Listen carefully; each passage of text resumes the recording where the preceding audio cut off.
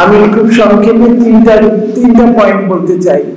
এক নম্বর হলো যে আমি গত 2 দিন ধরে ডিজিএফআই অফিসে যাচ্ছি, প্রত্যেকদিন গুম হওয়া পরিবারগুলো মায়ের ডাকের সাথে, যে এই সুযোগে আমরা চাই যে প্রত্যেকটা আয়না ঘর ভেঙে ফেলা হোক।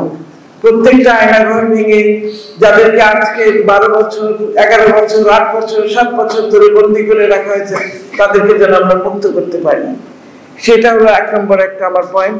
2 নম্বর হলো এই যে গত 15 বছরে যে লুটপাট এবং টাকা পাচার হয়েছে, সেটার একটা সুস্থভাবে সেটা কিভাবে ফিরিয়ে আনা যায় এবং এটার জন্য যারা দায়ী তাদের বিচার চাই। 3 নম্বর হলো সংস্কার 3 মাসে সম্ভব না। সুতরাং যেটা সুব্রতদা বললো, আমি একমত সেটার সাথে, যে সংস্কারের জন্য সময় দিতে হবে।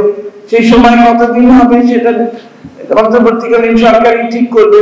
তবে আমাদের দিক থেকে সাজেশন হলো সময় নেন আপনারা, সময় নিয়ে আপনারা বিচার বিভাগের সংস্কার করুন, অন্যান্য যেসব সংস্কারগুলো দরকার সেগুলো সব করুন।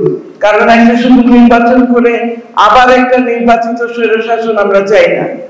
আমরা চাই যে সংস্কার হোক, তারপরে একটা নির্বাচন হোক, এবং সেই নির্বাচনে যেন এমন একটা সরকার গঠিত হবে যেটা আর স্বৈরশাসনের দিকে পা বাড়াবে না, এবং যত রকমের দুর্নীতি দুঃশাসন হয়েছে এই পর্যন্ত সেগুলোর একটা বিহিত হওয়া দরকার, সেগুলোকে এজেন্ডায় আগে আনা।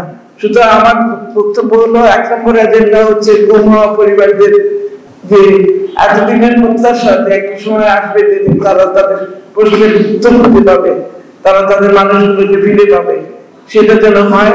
2 নম্বর হচ্ছে টাকা পাচারের ব্যাপারটা, আর 3 নম্বর হচ্ছে যত রকমের সংস্কার প্রয়োজন সেগুলো করার সুযোগ এবং সময় দুটোই। ধন্যবাদ।